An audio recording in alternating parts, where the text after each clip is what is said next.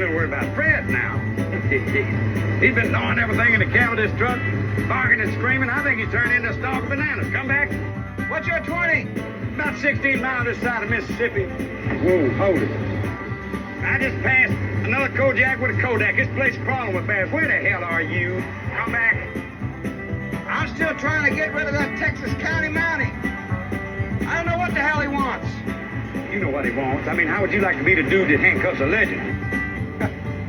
Listen, give me 5 minutes. We're going to put some moves on that mother. I'll meet you at Ole Miss. Well, you better hurry or we can just kiss that money goodbye. You understand that? I'll read you loud and clear. 10-4. You got the one snowman. I'm eastbound and down. Eastbound and down. Load it up and truck it. Are we going to do what they say can't be done? We've got a long way to go and a short time to get there. I'm eastbound, just watch your back. Oh, yeah, it is about that time. Eastbound and Down is in the house. You're listening to 96.1 Stylin FM radio. And yeah, we got him. We've got the County Mountie in the building, believe it or not. What is up, Shane? Well, how are you tonight?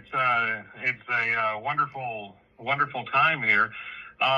Hearing that intro just reminds me of my good friend Sheriff Buford T. Justice, and he just happens to be here with us as well. So, it's a good time. Good time. Yeah, it's good to have you and Buford in here and talk about some of the stuff that Eastbound and Down does. And there's a lot of people that know what you guys do. But there's a lot of people in the world that don't know. And what these guys do is they have a full-blown, the whole Smokey and the Bandit experience. Yeah. So it's Eastbound and Down, the ultimate Smokey and the Bandit tribute.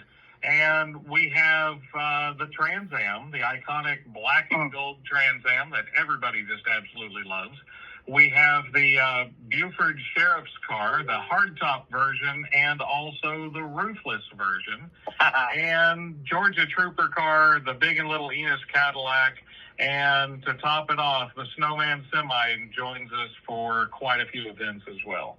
And not only do we have the cars, but we have Bandit, Buford, Junior, the Georgia Trooper, Frog, and the Snowman that come out to some of the shows as well. Nice. Yeah, and people, when you walk up, they sign autographs, they talk to you, hell, they might chase you around, you know what I'm saying? But they are so accurate in everything, and it's like, not too long ago, you guys did the convertible, and the story about the convertible is just so awesome, hell, we would have helped you go get it, you guys were out of town, but, yeah. It's crazy. Even down to every dent, every crinkle, they really did a good job of copying this car. I mean... Oh, yeah. We had so many behind-the-scenes photos and still shots from the movie, and also viewed the movie in 4K quality, that we were able to say this dent is right here in this location. And in order to create that dent, we were able to match things up that would, on a freshly painted car, and dent a perfectly good fender of a 77 Pontiac Le Mans. But we did. We done our research. We wanted to do it accurate. I mean, you could go out and just find a car and bash it into a tree and call it good, but that's not what we do. No, you guys take it to the next level. I mean, it's extremely crazy. It's like historically accurate. I remember the first time we talked down at Battle in Bama, and I come up and was like, hey, what's up, this and this, and I don't ever do this with people, but I was like, fuck, I need a selfie,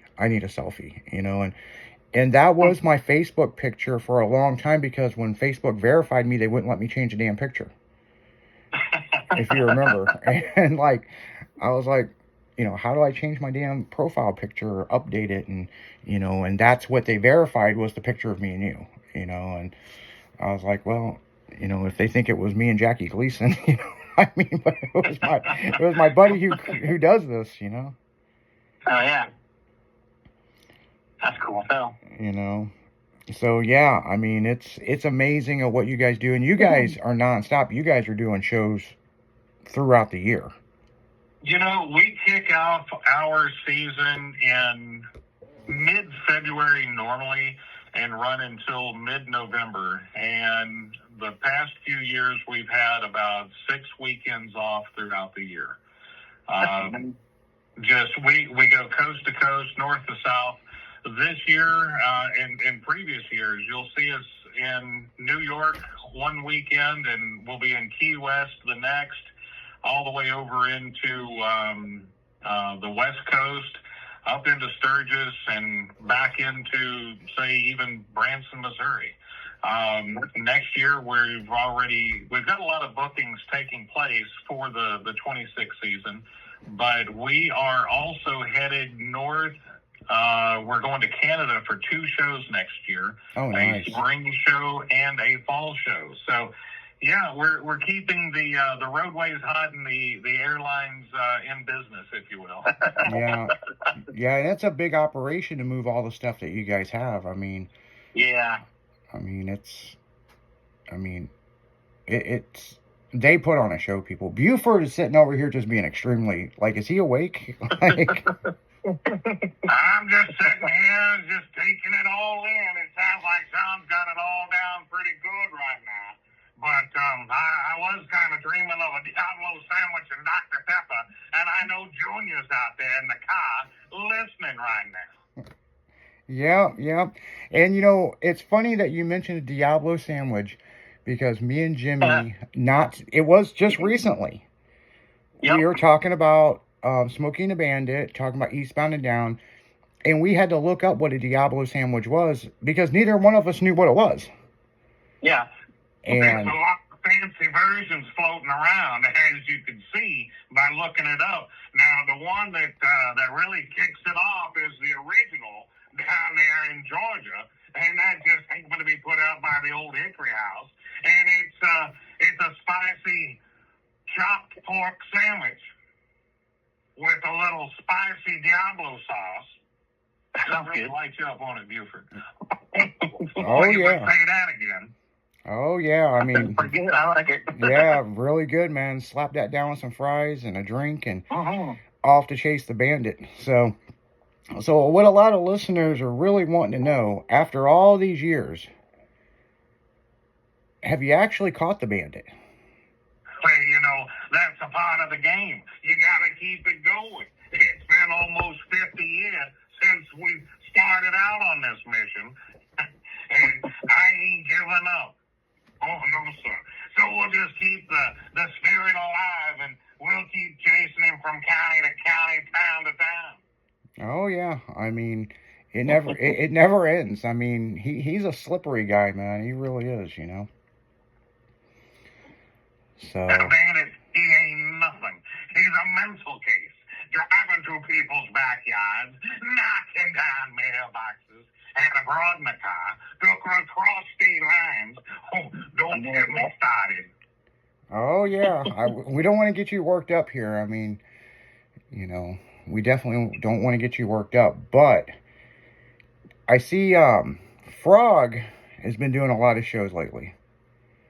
Yeah.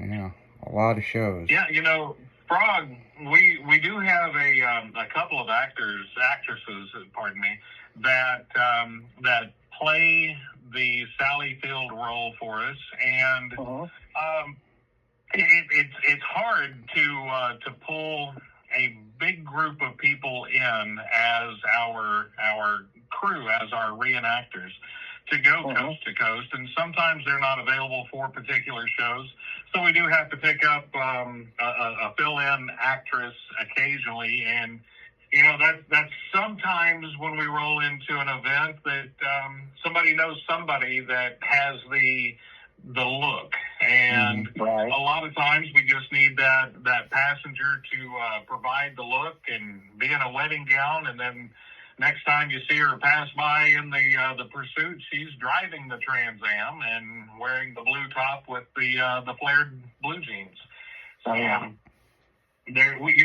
when we come into town, we try to give back to the communities that we come into and let them showcase some of their star talents as well. So it's definitely a good time. Oh yeah, and you definitely make it very interactive with everybody. I mean, everybody's part of the show, and that's exactly it. We've done shows, and show just last weekend down in Mount Pleasant, Texas. We had a gentleman come up to us and say that he drove 22 hours just come to see us, come see Eastbound and Down. Yeah, but you've had people come in from Australia to see this. Well, we have, and Germany as well. Yeah. It's exciting to hear the stories. People come up to us and share their stories. They got into Trans Ams because of Smokey and the Bandit. And they got into law enforcement because of Smokey and the Bandit. They become a truck driver because of Smokey and the Bandit. So everybody has a story. It seems like everybody's grandparents, parents, and now the kids have experienced the movie. We were in Springfield, Illinois, a couple of years ago, and a dad called and said, "Hey, I know your show ends at 5:00. We're not going to make it in until about 6:30, traffic and weather, etc. Is there any way that my 6-year-old son can meet you?" And it was like, "Yeah, absolutely. We normally don't give it out, but we did. Gave out the hotel that we were staying at, and we come down from into the lobby and out of the elevator, and here's this boy dressed in snowman's attire, and he's holding a stuffed Fred.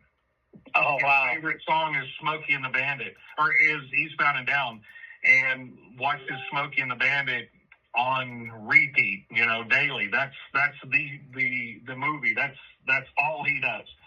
And the child, he was just so excited to see us. Come up to him and got some photos with him, and we gave him some autographs. And I mean, that's a story that's going to stick with him forever. So we're not the original actors, and what we do just keeps the memory alive. We got to work with a lot of them. We got to work with Bird. We got to work with Paul Williams for a couple of Comic-Cons. Kay Barnett, Mark Myers, stunt people that were involved in the 1, 2, and 3 Smokey and the Bandit movies. We've got to work with them. So it's all that thing of keeping the memories alive for not just the fans, but for the ones that were a part of the movie in the filming in 1976 and released in 77. It's something that just takes you back. Oh yeah. It's always something about Smokey and the Bandit that will just, it'll hit home with a lot of people. You know what I'm saying? I mean, Absolutely. And for what you guys do, I mean, I always say this, someone's going to be out there doing it, but it ain't that there's somebody out there doing it. You guys do an extremely damn good job. And it's like, there was that, and I'll give you an example. There was, several years ago, A Christmas Story. There were some actors that recreate that, and they do parades and different stuff. And, they look kind of the part from 30 feet away. People, I'm telling you, I've been right next to Buford T. Justice with his son holding his hat, and you would think it was Jackie Gleason. And speaking of that, you do other Jackie Gleason stuff too.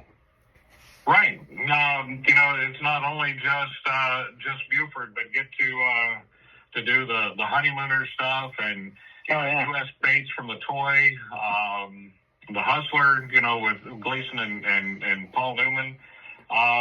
Just kind of touch on everything that he done over the years. And, a lot of it was just really, really Jackie. Jackie just being himself. Right. Yeah. Now, how old were you when you figured out you could do Jackie Gleason? You know, originally I started out as a blues brother. Oh, really? Nice, Jake and Owen. Yeah. So I got to do many cartwheels and just having a good time. But I'd always also been into movie and TV cars. So I had, you know, General Lee's, Dukes of Hazzard cars. I had a Richard Petty replica Roadrunner. Bluesmobile, Chicago police car, and all of that, but sold everything. And then it turned into a time where I was like, you know, I need another car. What am I going to do? I need something else to tinker with and play around with and go have fun at some of the car shows.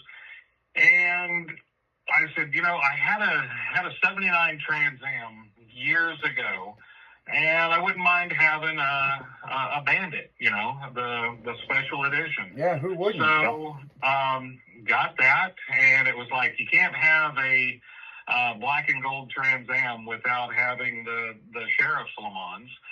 So that became a part of it. And then our Bandit, he needed a Trans Am for a show that he was doing solo. He's out of Georgia, and he was doing a show in, where was that? Joplin, Missouri. And it was like, hey, I can provide you a Trans Am. So I brought the Trans Am for him, and I've seen the fun that he was having. And I was like, you know, I've always admired Gleason. Thought he was a very talented actor, and I think I could pull this off.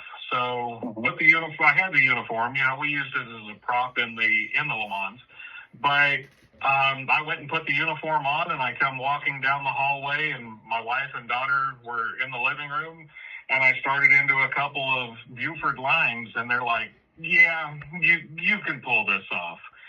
So it was like the next week went out and done a car show as Buford, and it was a hit. Tim and I talked and got together, the Bandit and I got together and talked and said, there's a show in Tennessee that's going to have a good turnout. We ought to take the cars there and do what we do and see what happens. It was our first time working together in character, him as the Bandit and me as Buford. And the crowd just absolutely loved it. So we rolled with it and started promoting it. And before we knew, within just a couple weeks, we were booked for the next 8-9 weeks and doing shows everywhere. So it's turned into, from, you know, the probably close to 10 years that Tim and I had worked together, that we added I like the story about Junior. Junior, yeah. When I heard the story several years ago, you've got to tell that story on the air, because that's a really cool story. Because one person that wasn't meant to be was meant to be. Right, that's exactly it. So Jason Bobbitt is our Junior for Eastbound and Down. We were doing a show in St. Louis there, and just outside of St. Louis. And he had a shaved head. And he's had a shaved head the entire time that his wife has known him. So many years. He and his wife were huge Pontiac Trans Am people. They show up at this show, and they'd heard of Eastbound and Down, but had never met us. And Tim's flight was delayed, so I'm sitting there at the booth, and I'm kind of incognito because I didn't want to be there as Buford without the Bandit for us to make our grand appearance, you know. So Jason and his wife Heather, they walk around to one corner of the setup, and they're looking at me. And you know, when somebody's watching you, you can feel it, you know. Yeah. So was getting the eye, and I'm looking at my phone and checking to see where Tim's flight is, and I look up out of the corner of my glasses and the sunglasses, and had a ball cap on, you know, just really trying to be incognito and looking, and it was like, they're looking at me. So I'm going to turn the opposite direction. Next thing you know, they walk in that opposite direction to where I'm currently facing. They say some more things, looking at their phone, look at me, look at the phone, look at me. And finally they come up and we talk, and they're like, that's got to be the guy.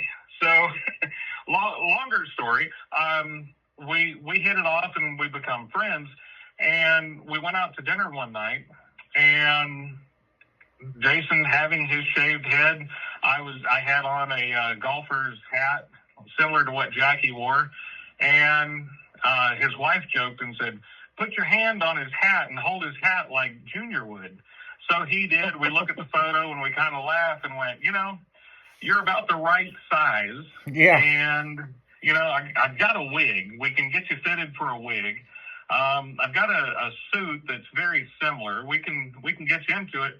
Nope, not interested. Nope. Couldn't convince you. So we went back and forth for like a month, and he finally said, okay, I'll put it on, but that's it. I'm not doing anything else. So he put it on, and he goes, okay, this is kind of cool. It might work. About 3 months later, we had a trivia movie night taking place, and they were doing a Smokey and the Bandit night. And I was like, hey, you want to go with me over to this? And he's like, well, the suit's a little big. And I said, how about we put you in like what Mike Henry wore in the second movie, the deputy uniform?